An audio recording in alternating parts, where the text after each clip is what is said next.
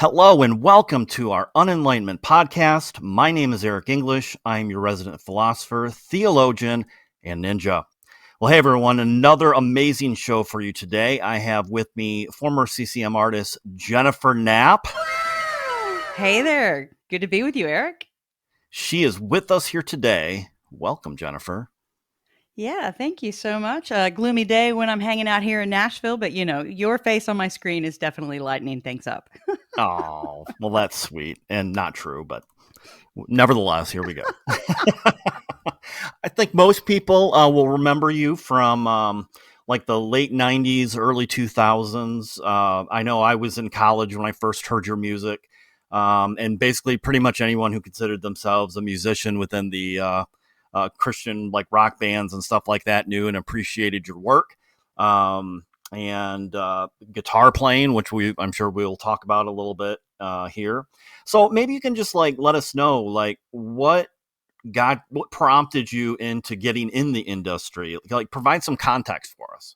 Yeah, I always kind of like have to laugh a little bit because I never really aspired to be doing what I'm doing right now. I mean, I definitely grew up as a musician in high school and planned on being in the classical music world actually as I went to college, but it wasn't until I got to college that I took any interest in Christianity at all, had no idea about the machinations of Christian culture, Yeah. had no idea about the existence of Christian music. I mean, obviously, I had a concept that people talked about their faith through art. Anywhere, from Mozart to, I think I had a small awareness of like Amy Grant and Michael W. Smith, but the idea that there was this whole industry around it was beyond me.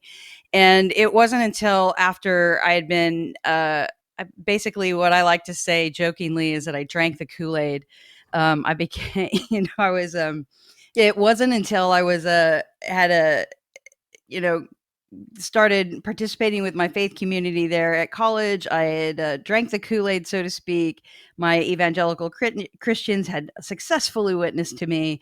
And I started to kind of understand what the Christian cultural bubble was to a degree. I mean, they started encouraging me to not necessarily they basically started to kind of encourage me to stop listening to quote unquote secular music and informing me of this whole other world of music that existed in CCM.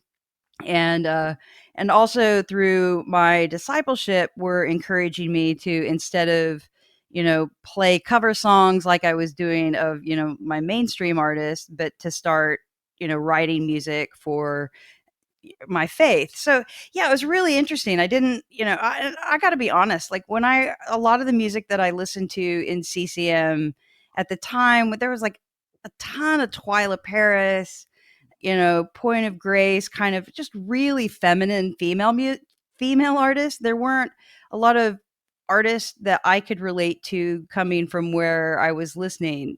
There were no Tracy Chapmans or Indigo Girls or Suzanne Vegas or Natalie Merchants. That didn't exist. It was always kind of like these ladies in dresses singing praise and worship music. Sandy Patty was still huge at the time, and that just totally missed me. I just didn't get it. And uh, I had to be in it. I had to really go searching for some music that I found.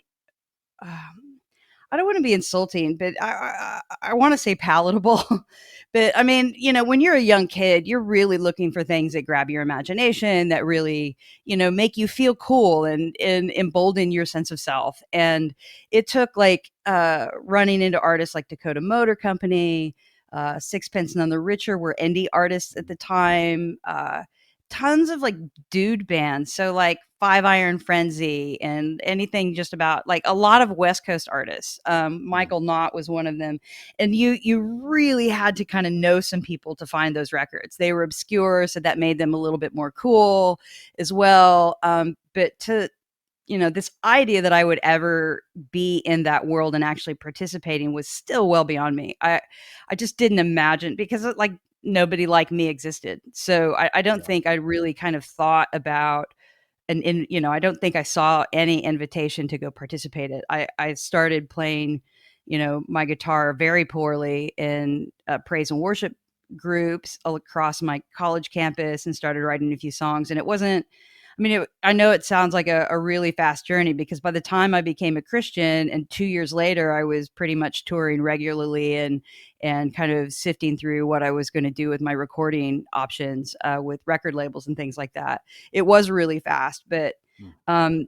it was basically just my friends encouraging me to keep playing the songs that I was writing about what I was experiencing, and a lot of those songs that I wrote at the time ended up on very well known and loved record called Kansas, which was my first record. So, yeah, it was kind of a really fast and quick thing that I didn't even, and I think even by the time that I had signed, I still didn't really have an appreciation for how big and actually, how big and how potent the contemporary Christian music industry actually was. Yeah. Wow. So did you send like demos out? How were you discovered? Yeah, I was actually one of the first things that I did in college was I was in this contemporary, well, this little rock band called Captured, and there were about like a dozen of us, I think. Like at one point, it's just everybody who was not necessarily. We were trying to do other things besides just be a worship band, so we were writing some rock music and stuff at the time, and there I met a gentleman by the name of Byron Funk, and he was the bassist in the band, and he had actually had time in his younger years of wanting to be in a contemporary Christian rock band. So he knew everything about everything. Like he had aspired to do this. He knew, how to book shows. He knew, and he had done some touring when he was younger, and he was really encouraging me. So eventually, that's all to say is that he eventually took it uh, to be a mentor and an encourager to me, and started booking me for solo shows and started sending out. We started like I didn't even aspire to record. We recorded some early demos in Southeast Kansas, which is where I grew up, and a little cassettes, at the time, like they Yeah. had the same songs on the front, on the first 5 songs on one side and the same 5 songs on the second side, and we recorded it on a reel to reel in a farmhouse. Super fun stuff, and it felt really exciting to me to do that. And then later on, I would do another indie CD called Wishing Well, and I think Goatee Records released portions of that. But yeah, it was really his encouragement, because he knew this world existed and he saw potential for me to do that, even though I didn't kind of see that same thing. And so he encouraged me to do that. He was actually calling booking agents and record company people, and I think he was even sending things out to uh, what was it? Was it CCM magazine? Mm. Was Yeah. that the title of the magazine at the time? Yeah. I think So so. and he even got me a write up in that before I'd even gotten signed. Mm. So it's somewhere in the archives. There's like 2 or 3 paragraphs of this kid who's in Kansas, kicking some serious butt, and be on the lookout for it. That's probably a couple years before I got signed. So, I think it was a vision really about a lot of other people within Christian culture who kind of understood at least a little bit of the potential that I had to be able to participate in that conversation. They understood the conversation that I was having locally, and they really were encouraging me to do that at a broader scale. So, and even all the way up to the point of getting to Nashville and seeing the GMA week, which is the big week-long extravaganza that they used to have in the build up to the Dove Awards. So there'd be, record labels doing showcases all over the place, and everybody was in and around Nashville playing songs. And I came in to see that, and I was just like, oh my goodness, like this is bigger than I thought. And I think the thing that made it compelling to me was actually the youth, or the young people that were my age, and people around, my peers like Johnny Q. Public, out of Eden on Goatee Records. They had a really young artist roster, and that was appealing to me at the time. And I think in ways, particularly because of independent Christian labels at the time, were signing, not 30-year-old praise and worship people. Mhm. They were young people like me, kind of figuring out what their faith meant and talking openly about what that experience was like and putting that into their art. And I think the result of that was that we got, a really amazing series of records and artists from the from the mid 90s into the early 2000s that were indicative of a generation that's now going through deconstruction. Yeah. The rise of hip hop as well. Yeah, I mean, I think kudos to those smaller record labels, like Goatee, And I think of REX records as well, or even Tooth and Nail. Mhm. And gosh, what were the OC Supertones? What record label were they on? BEP, Brandon Ebel Records, I think. What Brandon Ebel was the president of that record label. I mean, it took a lot of people kind of not in the major machine to give an opening to all of these other styles and all of these other experiences of Christianity that didn't, I don't think we see that a lot today. It's kind of sad that we don't see that diversity, and we've had problems because of it. Yeah. So, I've been in a lot of youth groups. I used to be a youth pastor, so I've been in a lot of a context where I might be in a youth building or facility, and it never fails that at least back in the day, there were Jennifer Knapp posters right along Audio Adrenaline and all these other big groups. What was it like for you to be a sort of like the face of that, one of the faces of that industry? Like what sort of pressures did you feel, stuff like that? Yeah, I mean, I don't. I mean, I think it's important to kind of say that I don't feel like I really was in CCM that long, right? I did 3 records. I basically got signed, I think, in around 97, 98, and then I was gone by 2002. So that's not a real long time. Like most people wouldn't necessarily call that a career, but maybe more of a cameo.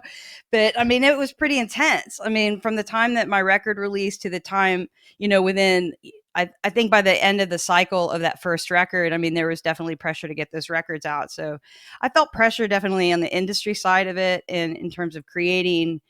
I felt a little bit of pressure out on the road in terms of starting to realize the gravity of how intensely scrutinized you are as an artist in that Hmm. environment. And I think that's even more particular for women, Yeah. because of this threat, I suppose, that we present as being, people who potentially destroy the careers of men.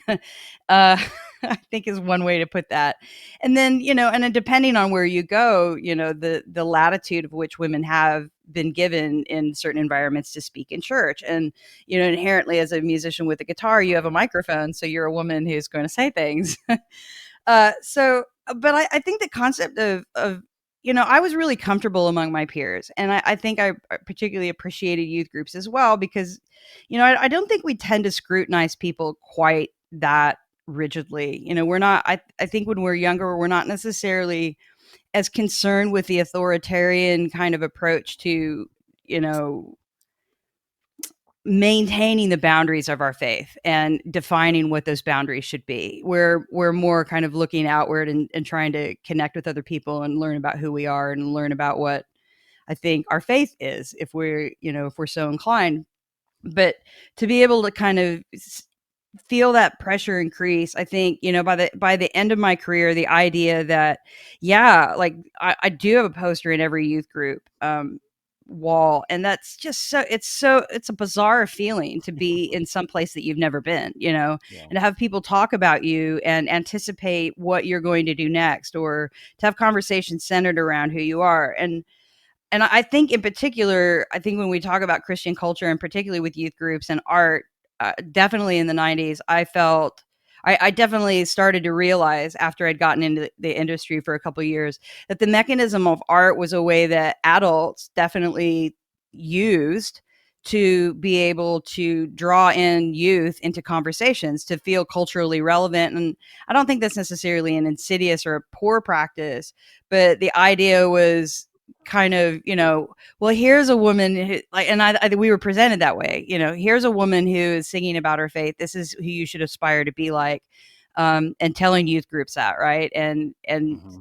And doing things like there were these weird extracurricular things that I found opportunities to do, like writing forwards to Bible translations. So there would be maybe a marketing campaign to Bibles specifically printed with pink covers and Yeah. with commentaries from women, like particularly targeted toward girls or to boys and things Yeah. like that. So like these ideas that, we are marketing all of these ideas, and there's this other industries, like all the things that we publish, all the things that we go through, and it becomes really important to have faces for that, and the artists were used to do that. And I think naively, you think, oh yeah, here's an opportunity for, kids to say that they like what I'm playing. But you don't realize in the long run, I think this is kind of what led to me walking. One of the things that led me to walking away from it is this idea that I was some kind of exemplar. And when those people who are in those gatekeeping positions begin to choose you an exemplar, they actually expect you to believe and buy into what they hope you will represent. So, I'm skipping ahead quite quickly here, but by 2002, I became quite uncomfortable with the idea that in, say, a youth group setting, and true love waits campaigns were going on, and sexual purity was definitely being targeted at young women, the idea that I would want to even be represented in that way, or that it would be assumed by most people behind the scenes that I would want that as well because I was a Christian. This idea of, maximizing this I, deifying this idea of like true love, true love waits, and for girls to be virgins when they got married was such a had like I knew from my own experience how shameful and how damaging that can be, and I didn't want any part of it. And the idea that I would be asked and expected to represent that, even without, like, even when I just went out and played a show, not even signing on to a True Love Waits campaign, but the way that kind of overlaps and assumes that when you walk out on stage and you're singing about your faith inside of the Christian music industry, that you're endorsing all of the things that come with it, and usually on the most conservative lines. So that, on one hand, it was a really hard thing to realize that I was actually connecting with a lot of my peer group and a little bit younger, and how meaningful that was, and I think it stood the test of time. But also the exchange of that professionally, and in terms of conservatism, that meant that in order to participate, you had to some way endorse that in order to be given a voice. It was a Yeah. very experience for sure. Okay, so yeah, that's interesting because I remember that for the Jennifer Knapp was a big deal for a while, and then all of a sudden she went AWOL. Um, I have a little, well, yeah, I have a little story about that. I remember back around probably 2010 or so.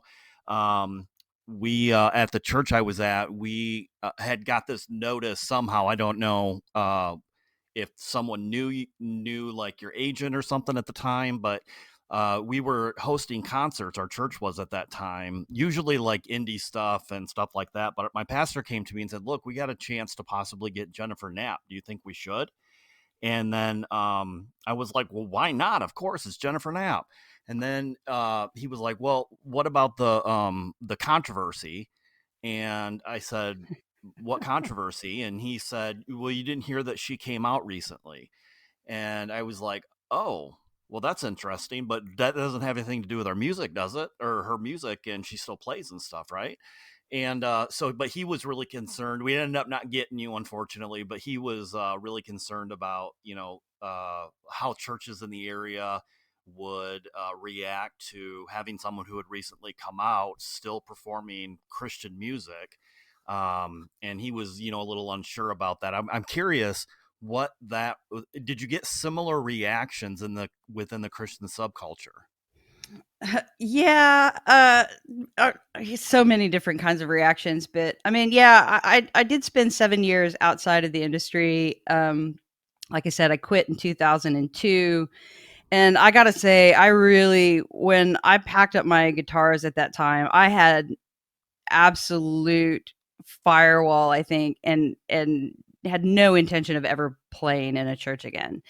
Hmm. Um, and it took me a long time to, like, it took me close to 7 years to even pick up my guitars again. It hurt Wow. so much to kind of go through that experience, and that, that I and I realized, like, to pick up my guitars again, I was going to in some way have to confront publicly what my relationship was going to be with faith and Yeah. with the church, knowing that. And also, there was no guarantee that I was going to get a gig to play again ever again. So, I think the anecdote that you're sharing is kind of indicative to some of the things that happened as soon as I got back to Nashville. It was this really weird kind of thing that I didn't even anticipate that anyone would even miss me at all. Like, and they wouldn't even notice that I showed back up in town. And then when word got out that I was back and recording again, I did get a lot of churches asking me to come and play. And that was, before I came out. And then I was like, oh, I better, it made me realize that, coming out was going to definitely be a necessity because I did have an understanding that this would be controversial, and I didn't want to put, I even had people want, even like bookstores like Lifeway Christian bookstores and things like that. Like, people were assuming that I was just going to come back and do Christian music. And they didn't know yet that I wasn't intending to do that. And they didn't know yet that I was gay.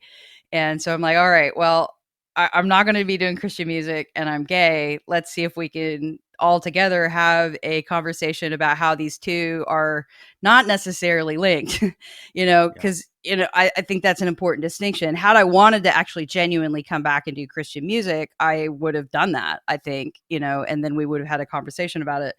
And but when churches like yours started calling and genuine, and even having heard about that information, saying we really don't have a dog in this fight, we don't really, that's not a distinction that's a lot of churches wanted to make.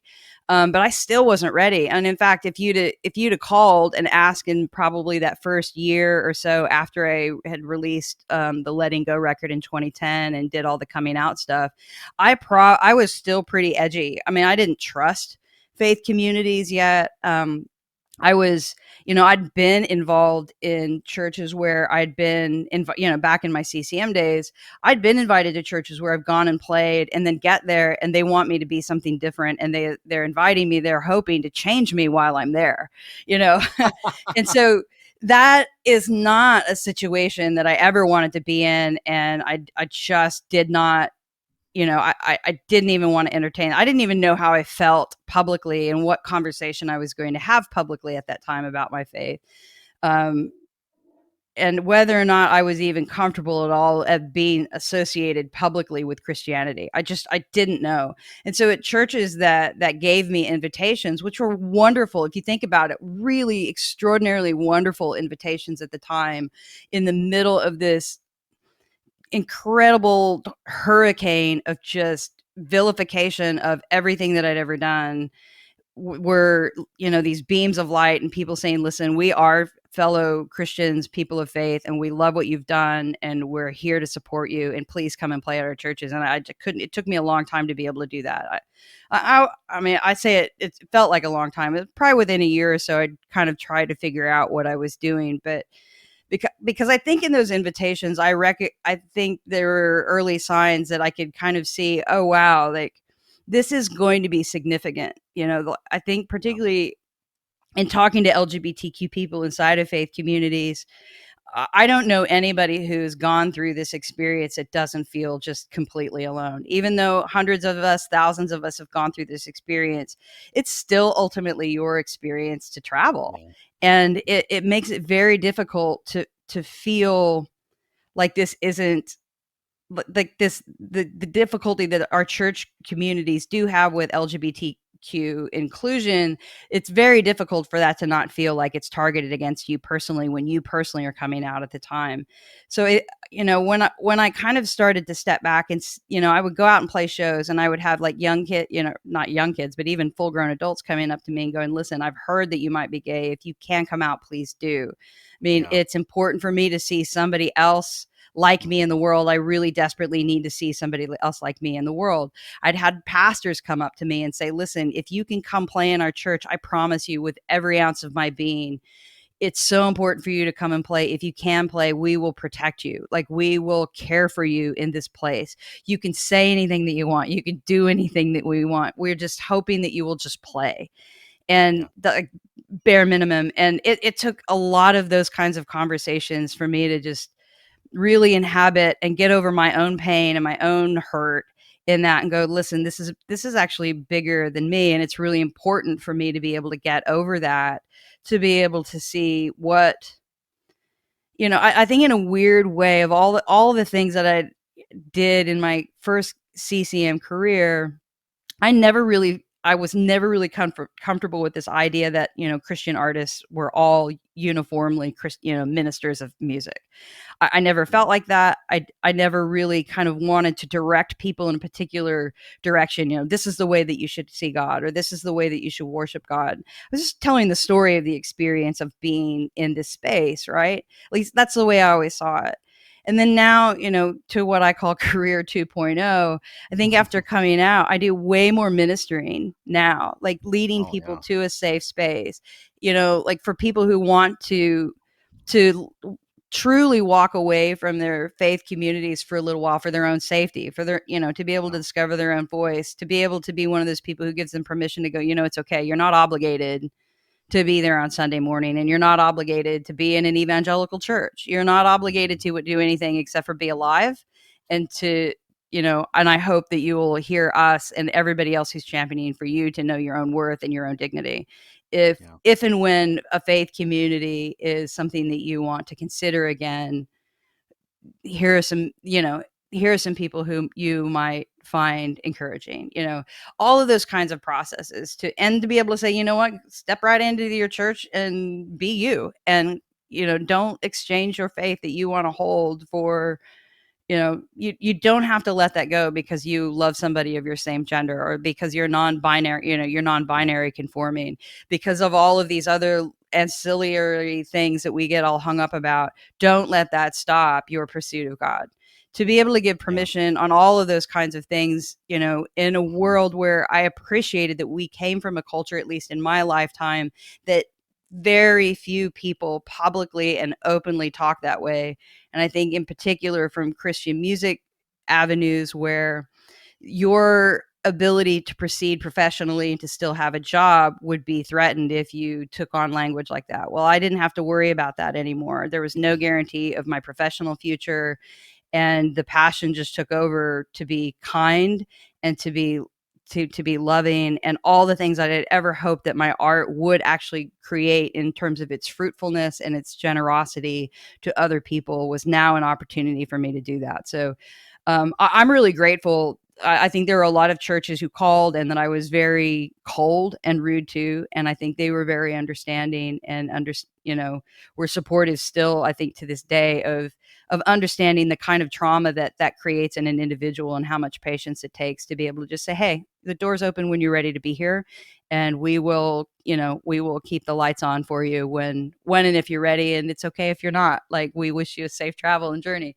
So, I was really fortunate to know that, even though you and like for you and I, for your church and for me to have never connected, I think just the mere, the willingness to be able to make those kinds of phone calls for every, I think they're probably for every, one that I got, there were probably 20 or 30 churches that were, I'd like to think there were 20 or 30 churches debating what they would do in terms to showing that hospitality in their community, and whether that trickled down to me or somebody else, obviously in their local community. I think that speaks volumes. And it was good to see representations like that,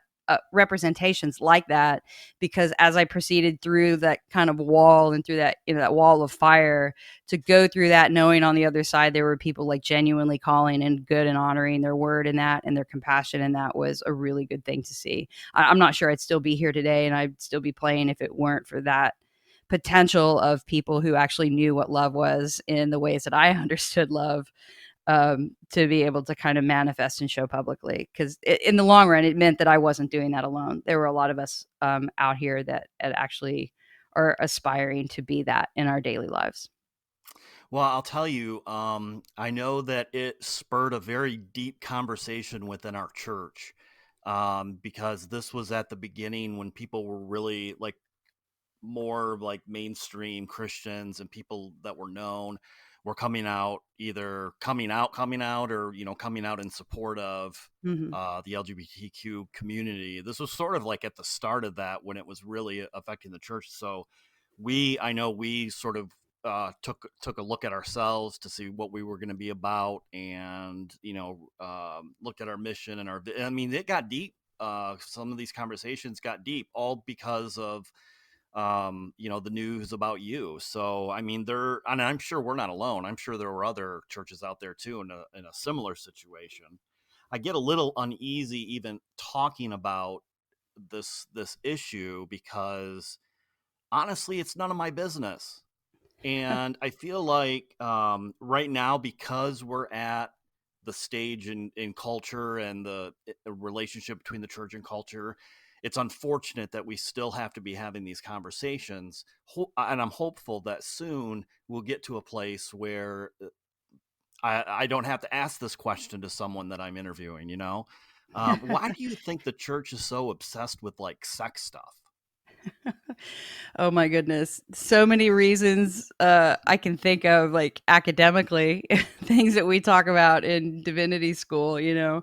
I mean, there's certainly like we can trace some of the ways that we've accidentally gotten to this point where, the acts I don't think, like, I think of Augustine and Augustine's, loathing of self, and the idea, so much of Augustine trying to put away and deny himself, his own self, and I think that those links to pleasure and the suspicion of our own desires, right? Like that Yeah, we're supposed to kind of uh, put away our desires because they're all utterly, basically criminal, and to desire God's. And I think that rhetoric is not necessarily on the whole bad, but when you start kind of building a framework of our theology, and I don't know, there are quite a few theologians, male, by the way, who right. did this kind of action, like this, this idea that we as humans and our fallibility and our humanity are,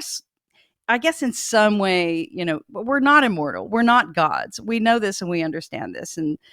But this minimization of us and this idea that we are essentially corrupt from the beginning has been a really damaging thing. Yeah, What it what really part has. does sex play in this? Well, it's one of the great pressure points of shame.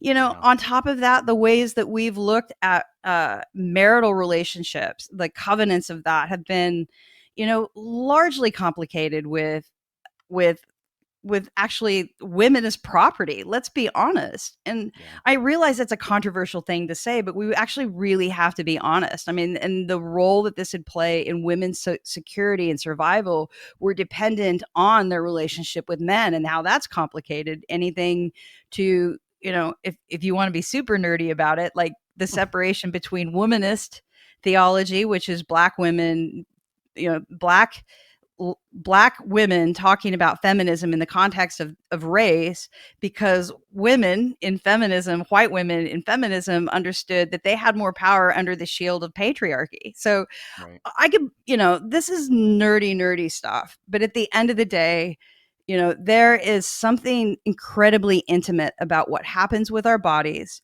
what we do with our bodies, and how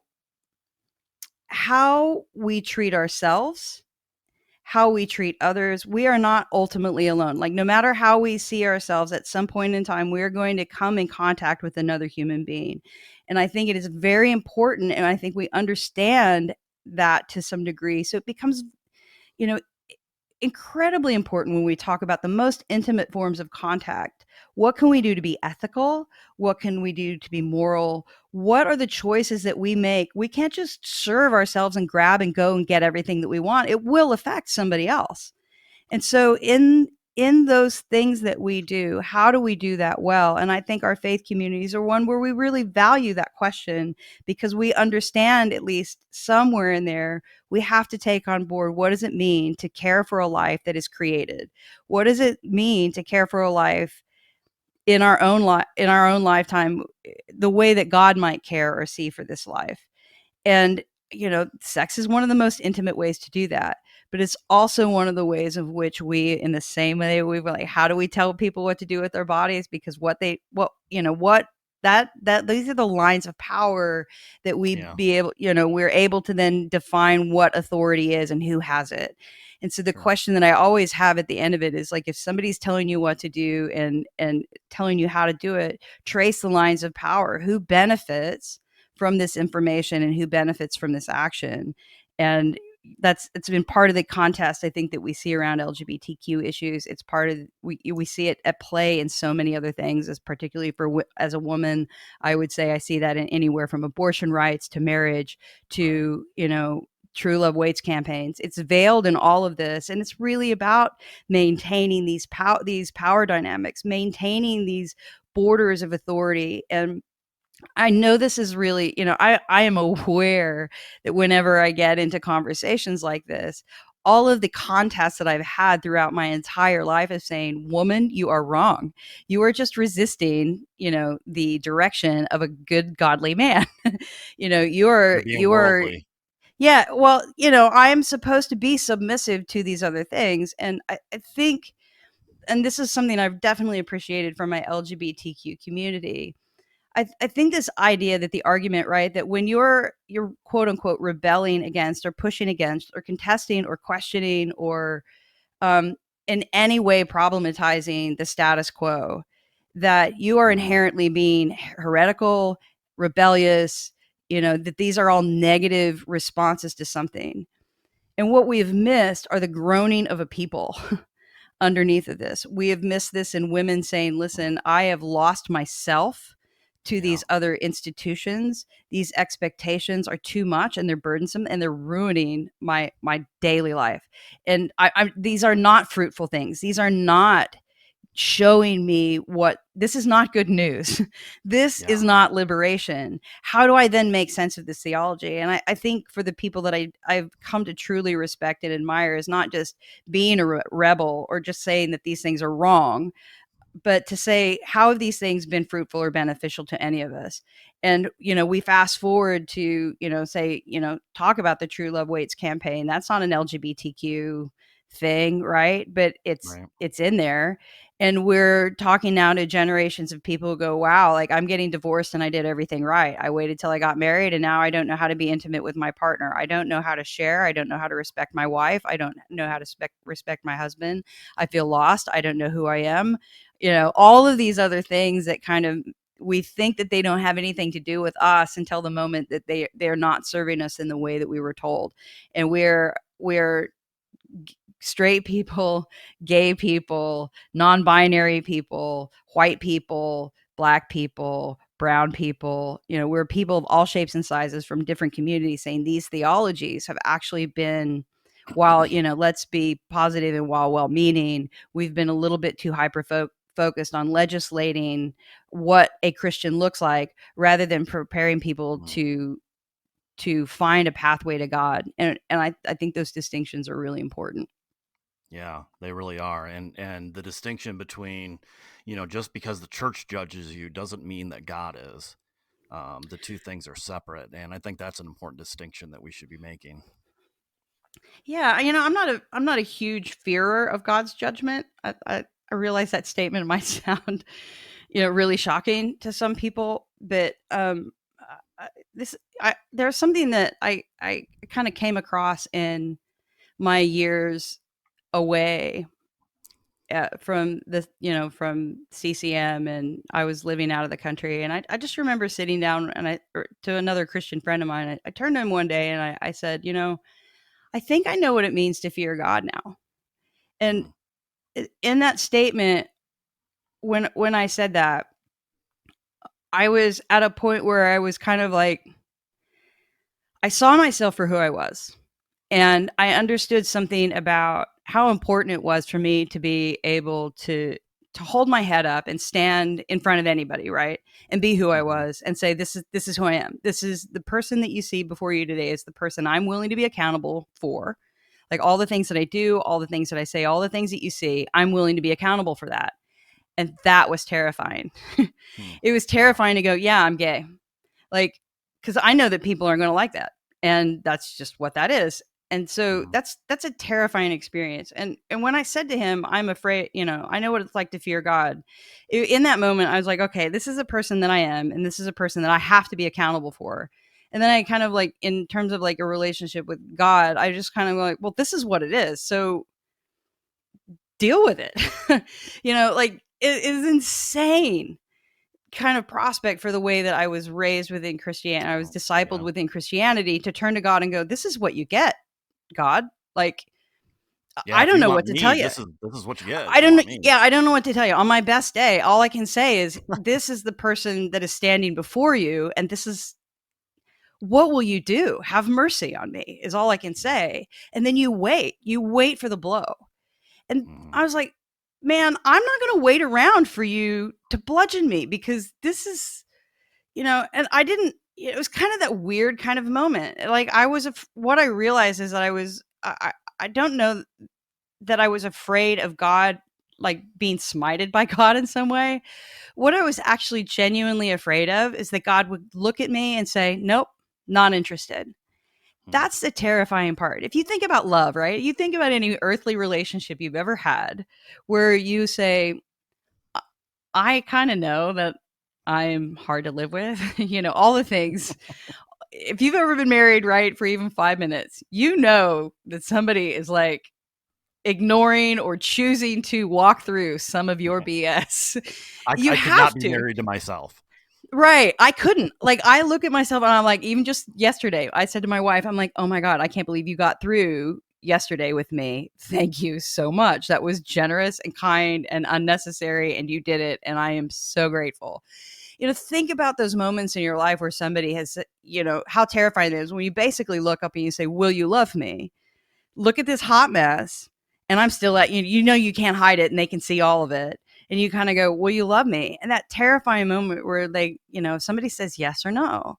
I mean, even in an earthly context, now imagine that deified. Imagine that as an ultimate with a capital U, you know, an ultimate no.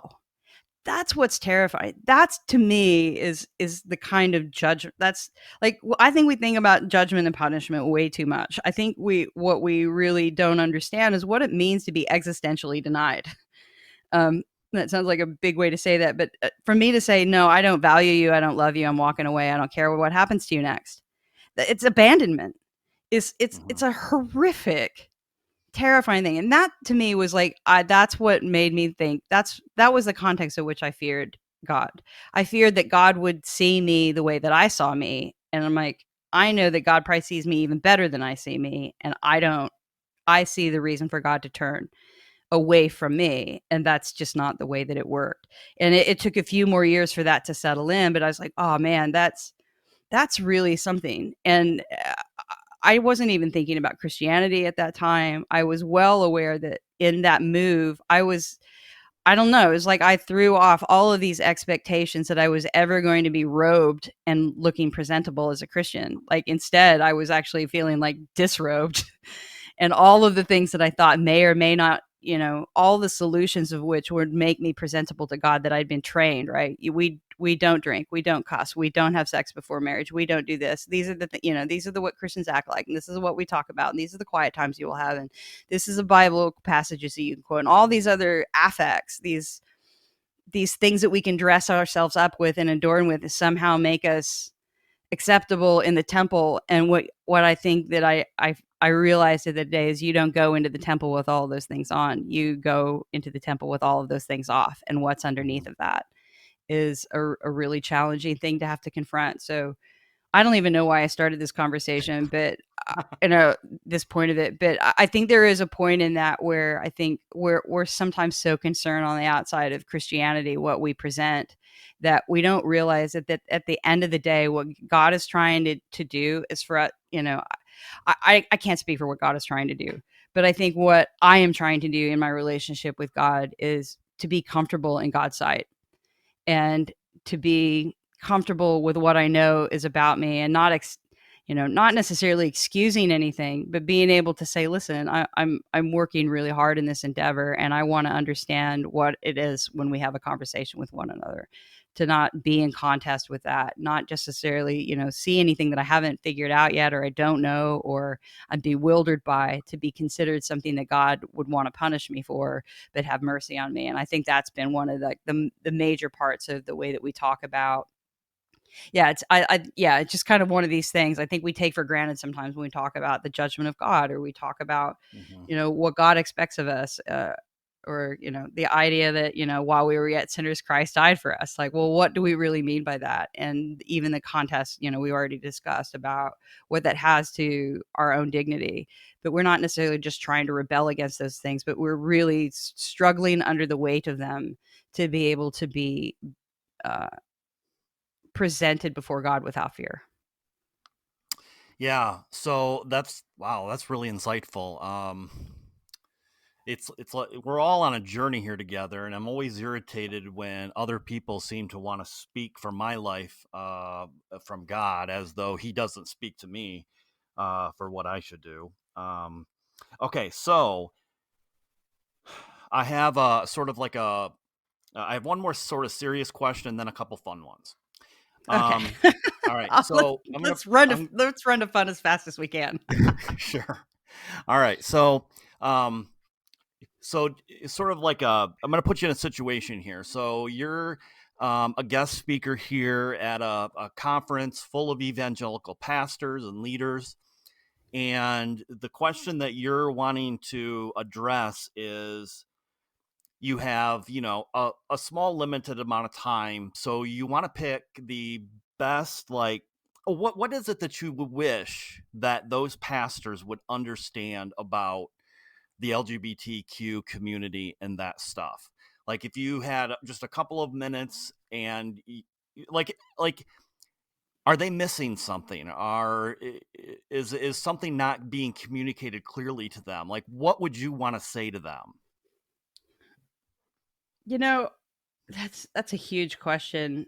A lot of And you have leverage on 60 5 seconds to minutes. answer it. No, I'm just Yeah, I kidding. mean, I really actually think about the advice from Bishop Gene Robinson, who is the first openly gay bishop in the Episcopal Church here in the United States. And one of the things he said is to all Christians who were perplexed by this is that when you hear an LGBTQ person stand in front of you and tell you where they're at, believe them. Just believe them. And Hmm. I don't know any other thing else to say. I mean, to me, it's like, believe me when I tell you the experience that I'm having. Just listen is the subtext of that. Listen. It is your turn to listen now. Stop telling, stop guarding, stop legislating, stop getting in the way. Just be quiet and listen for a while. Hmm. And and if you can, suspend the judgment. Suspend any attempt that you have a solution to something, or to fix, or to mend. Yeah. Sometimes you just need to listen. That I would add to that, then, after the listening that Bishop Gene Robinson has, I think the next thing I would encourage somebody to do is is to cease and desist this idea that we are here to instruct someone how to live their lives, but rather invite leadership as a hardcore invitation to walking with.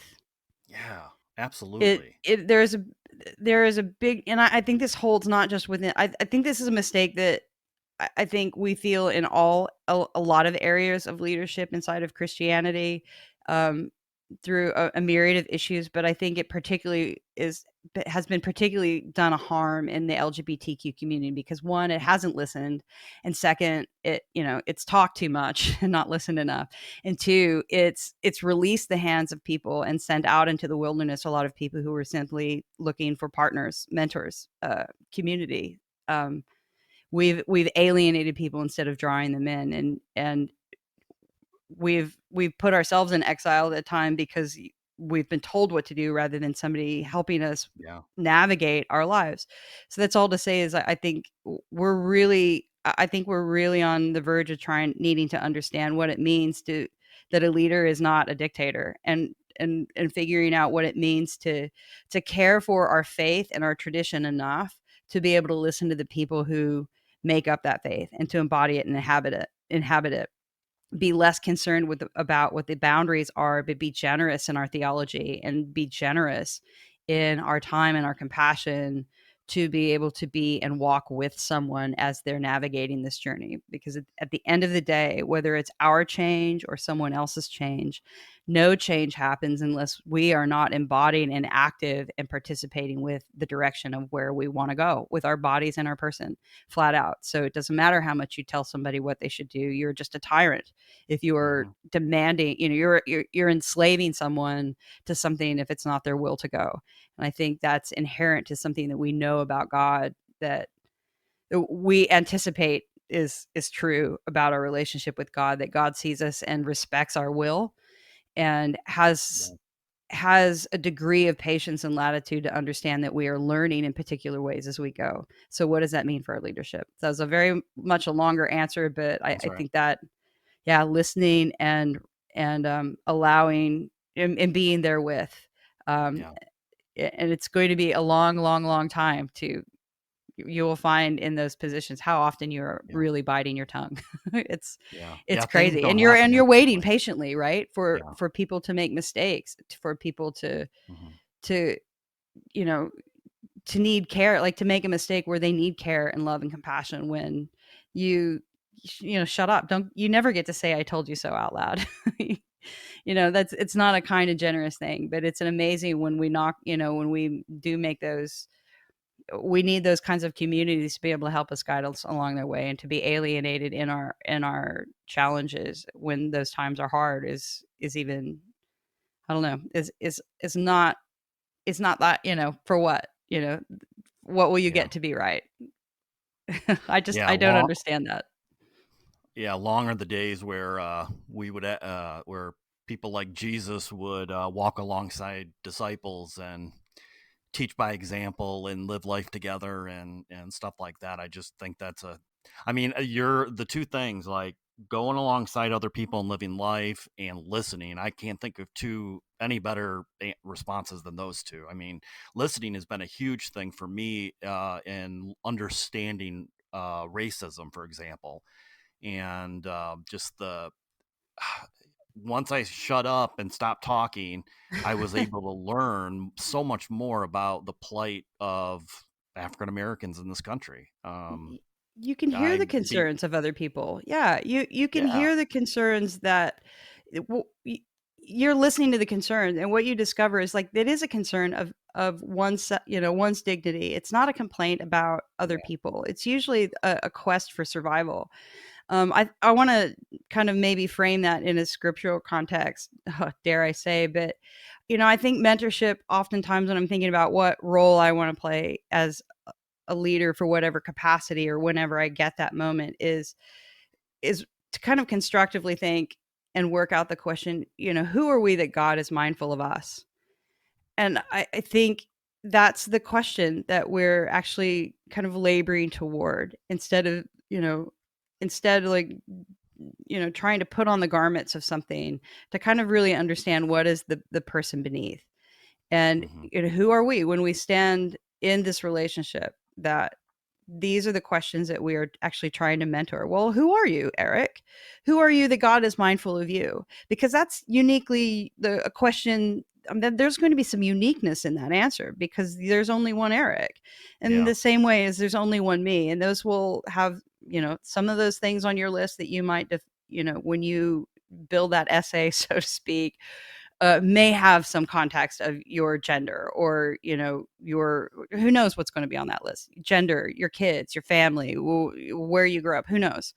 But you're going to write that, and you're going to tell that story, and you're going to see that in a way that only you can, because you embody it. And I think that's the challenge that we have, of because I think at the end of the day, I think we all to a degree understand that we are unique, that we're not going to be, you know, this can we're not going to all look like cookie cutter people. We're not going to look all well, the we same shouldn't. shape inside. And yeah, it's just this idea that God wants one end product. It's just, it is a bewildering thing with the immensity of a God that we imagine might actually have the capacity to create this incredibly diverse and unique universe, to the ends of blowing our imagination of what we could even imagine. To think that at the end that humanity is only going to look like one thing is a Yeah. shocking kind of thing to have to consider. Yeah, definitely incongruent. Okay, enough of the deep stuff. So let's talk about Jennifer Knapp now and moving forward. So I have a couple more fun questions. We only have a few minutes left here. So I'm curious, like maybe the first question should be how has your music evolved from when you started in the Christian music industry till now? Because I'll tell you, I saw you on a TED talk that you did. I don't remember where. I don't know how many you've done. Maybe only one, but you also performed there. By the way, it was a beautiful song that you sang, and I would be curious to know if you're writing gay songs yet, but maybe not. Anyways, so I did notice that your sound changed a little bit.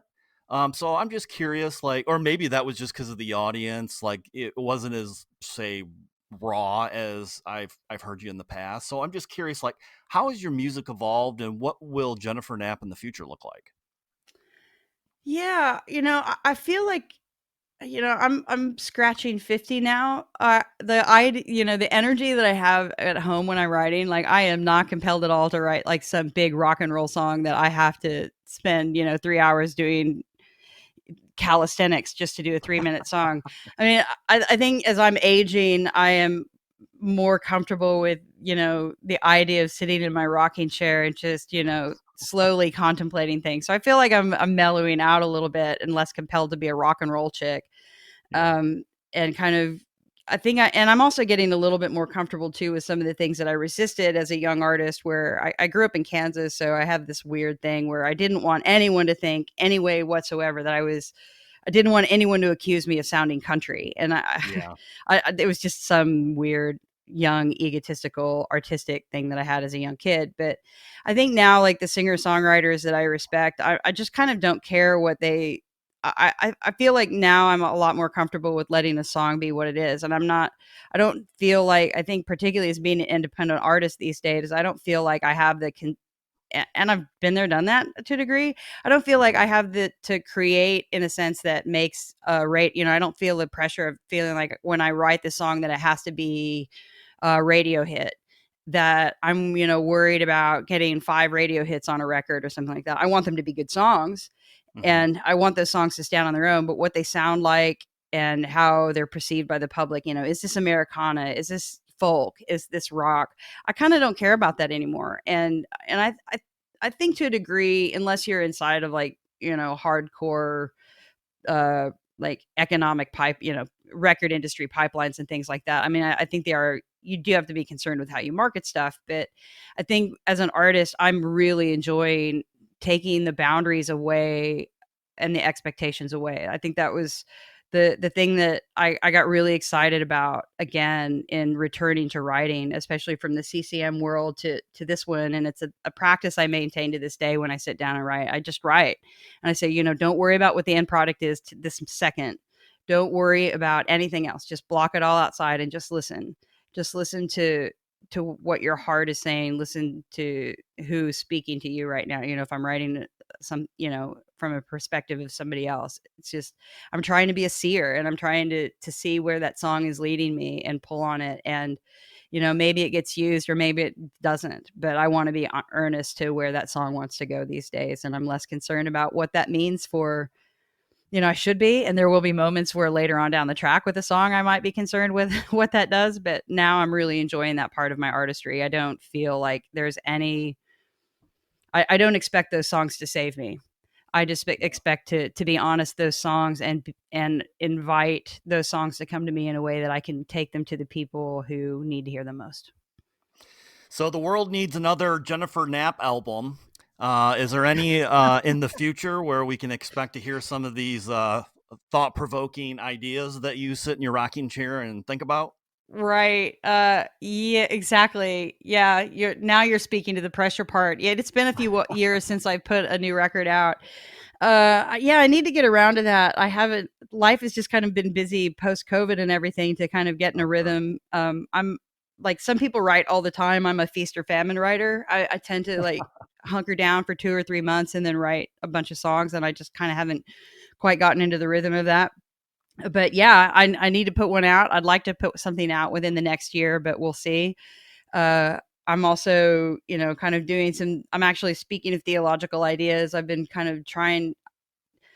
I take a big breath when I say this. I'm working on a book. I mean, the outline for these ideas have been there, and expectation is that I will finish it sometime before our all of our deaths. But I am working on these kinds of I'm enjoying kind of working on these theological ideas and kind of taking these conversations and putting them down into writing to be able to share it and mold over. It's been taking a lot longer than I think. Yeah. And then I think somewhere in there, I'm anticipating at least being able to release an EP later on this year of some obscure folk songs, which if that might sound really bizarre, but I did a little collaborative project with another artist by the name of Levi Lowry. So post COVID, one of the things that I was doing is just connecting and hanging out and playing with a lot of other artists, which as a solo artist, is not something I get to do a lot. So we Mm-hmm. came up with this little recording because neither one of us had been in the studio for a while. And so we just said, well, we don't have anything that we want to do of ours. These are some songs that are intriguing to us. So we've got anywhere from like a Rich Mullins song on that thing to a 17th century song about the plague. So Hmm. it's kind of a wild thing, but hopefully in the next few months, people start being able to put some sounds in their ears. Cool. All right. Last question for all the musicians out there. What kind of guitar do you play? Principally, I either play for my acoustics. I'm either playing a Taylor 810, which is you can probably see it back there. Mm-hmm. It's that guy right there, or Okay. a Taylor 514, which is a little grand auditorium. And then electric, play a D'Angelico XL. So it's a nice little hollow body that Yeah. got a couple of humbucker. Well, I don't think I'm not sure they're humbuckers in there, but they look like humbuckers. That guy right there, that's Louise. Yeah.